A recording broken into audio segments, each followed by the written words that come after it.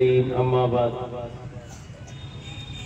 فقد قال الله تعالى في كلامه المجيد والفرقانه الحميد أعوذ بالله من الشيطان الرجيم بسم الله الرحمن الرحيم واعتصموا بحبل الله جميعا ولا تفرقوا وقال النبي صلى الله عليه وسلم يد الله على الجماعة من شجع شجع في النار আও কামা ক্বালা আলাইহিস সালাতু ওয়াস সালাম।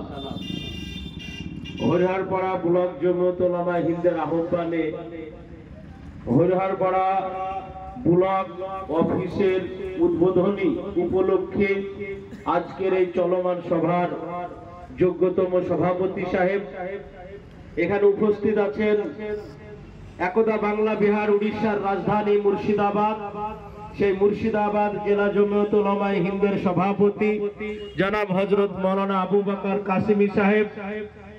আরো উপস্থিত আছেন মুর্শিদাবাদের কৃতি সন্তান, অত্যন্ত লড়াকু সৈনিক, মুর্শিদাবাদের গ্রামে গঞ্জে যিনি জমিয়তকে নবরূপে পৌঁছে দিয়েছেন, মুর্শিদাবাদ জমিয়ত উলামা হিন্দের সাধারণ সম্পাদক তথা জনাব হযরত মাওলানা মুফতি মোহাম্মদ নাজমুল হক সাহেব সহ জেলা ব্লক জমিয়ত নেতৃবৃন্দ, আসাতেজায়ে কেরামগণ, আইমায়ে মাসাজিদ, এলাকা থেকে আগত মুসলিম বুদ্ধিজীবী বাবাজীগণ, বাজারের বন্ধুগণ, যতদূর মাইকের আওয়াজ যাচ্ছে জাতি ধর্ম বর্ণ নির্বিশেষে সকলকে শ্রেণীমত সালাম শ্রদ্ধা স্নেহ ভালোবাসা জানিয়ে আপনাদের সম্মুখে জমিয়তে উলামায়ে হিন্দ কি ও কেন সেই সম্পর্কে খুবই সংক্ষিপ্ত কয়েকটি কথা।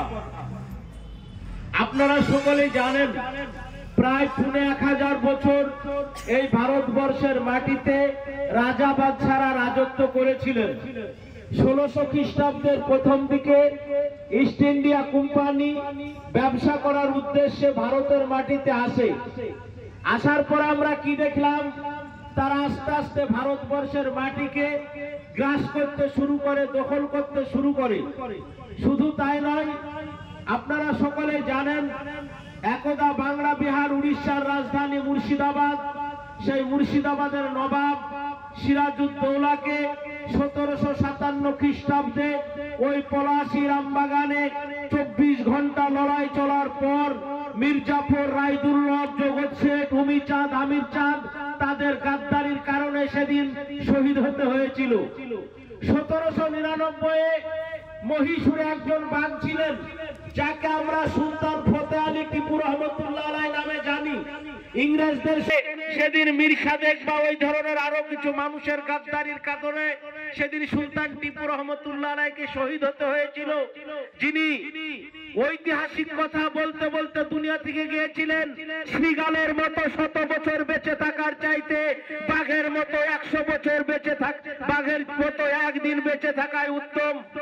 সেদিন সুলতান টিপু রহমতুল্লাহ আলাইহিকে শহীদ করার পর ইংরেজ কমান্ডার লর্ড হ্যারিস সুলতান টিপু রহমতুল্লাহ আলাইহির বুকের উপরে, মরা লাশের উপরে দাঁড়িয়ে বলেছিল, আজ থেকে ভারতবর্ষের মাটি আমাদের, কারণ আমাদের আর কোনো প্রতিপক্ষ রইল না।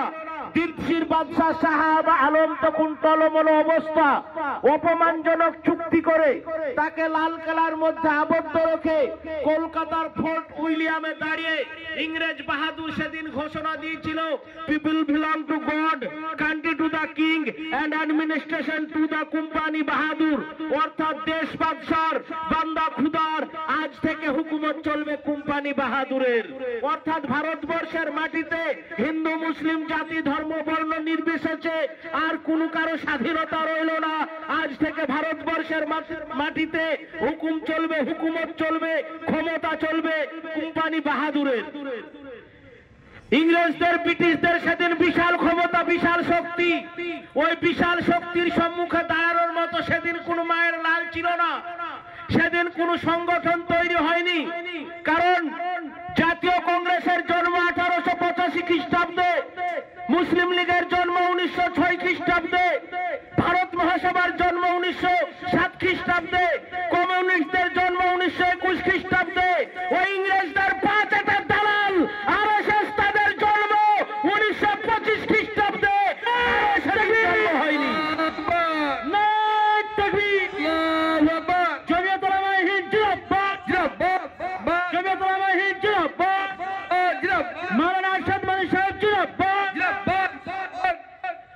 সেদিন ওই বিশাল ইংরেজ শক্তির সম্মুখে দাঁড়ানোর মতো কোন সংগঠন সেদিন ছিল না।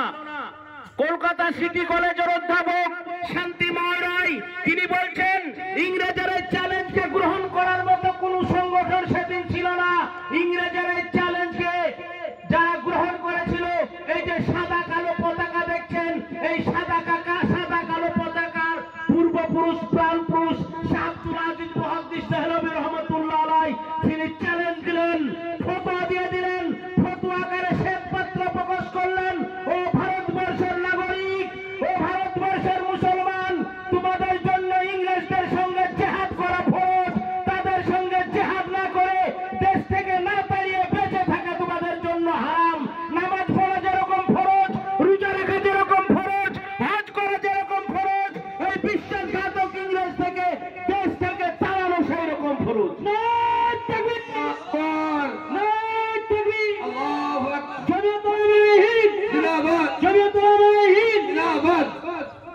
এই সাদা কালো পতাকার প্রাণ পুরুষ শাহ আব্দুল আজিজ মুহাদ্দিস দেহলভী রহমাতুল্লাহ আলাইহি যদি সেদিন ফতোয়া না দিতেন, হয়তো ভারতবর্ষের স্বাধীনতা আরো 100 বছর পিছিয়ে দিত। নেতাজি সুভাষচন্দ্র বসু, তিনার ভাইপো শিশির বোস জমাত উলামা হিন্দের একটি সভায় এসেছিলেন, অত্যন্ত উচ্চ শিক্ষিত মানুষ। তিনি বলেছিলেন যে আমার কাকু নেতাজি সুভাষচন্দ্র বসুকে জার্মান জাপানে পাঠিয়েছিল এই ওলামায়ে কেরামগণ, জমাত উলামা হিন্দ। তিনি যেদিন ছদ্মবেশে ছদ্মনামে মাওলানা জিয়াউদ্দিন নামে দেশ থেকে জাহান্নামের জন্য পাড়ি দেন, আমার হাত ধরে অনেক দূর নিয়ে গিয়েছিলেন। নেতাজি আমাকে বলেছিলেন, শিশির তুমি জানো আমি এত বড় স্বাধীনতা সংগ্রামী কেমন করে হলাম? আমি বলেছিলাম কাকু আমি তো জানি না। বলে শিশির, জমিয়ত উলামা হিন্দ নামক সংগঠনের ছত্র ছায়ায় এসে আমি এত বড় স্বাধীনতা সংগ্রাম হয়েছি, এটাই হচ্ছে জমিয়তের ইতিহাস। নেতাজি সুভাষচন্দ্র বসু, জমিয়ত উলামা হিন্দের প্রাণ পুরুষ শাইখুল হিন্দ মাহমুদুল হাসান রহমাতুল্লাহ আলাইহি, যিনি রেশমি রুমাল আন্দোলন করেছিলেন, যার নামে আমাদের প্রাক্তন রাষ্ট্রপতি জনাব প্রণব মুখার্জি 2012 সালে দিল্লির বিজ্ঞান ভবনে যার নামে ডাক টিকিট চালু করেছেন, তিনি 3 বছর 7 মাস কারাগারে বন্দী ছিলেন মালদার ওই বিখ্যাত কুখ্যাত জেলে। সেই শাইখুল হিন্দ মাহমুদুল হাসান রহমাতুল্লাহ আলাইহির কাছে এসে বলেন, হযরত আমি সুভাষচন্দ্র বসু আপনাদের এই সংগঠনের ছত্র ছায়ায় আমরা এই দেশকে স্বাধীন করতে চাই। শাইখুল হিন্দ রহমাতুল্লাহ আলাইহি সেদিন বলেছিলেন, আমরা তো পূর্ণ স্বাধীনতার দাবি জানিয়েছি, যদি আমাদের মতের সঙ্গে একমত হও তাহলে আমরা সর্বকিছু দিয়ে আমরা সহযোগিতা করতে প্রস্তুত আছি। নেতাজি সেদিন সাগরেদের মতো অত্যন্ত নম্রভাবে ভদ্রভাবে শাইখুল হিন্দ রহমাতুল্লাহ আলাইহির ওই প্রস্তাবকে মেনে নিয়েছিলেন। তিনি বলেছিলেন, হযরত আমিও পূর্ণ স্বাধীনতা চাই। নেতাজিকে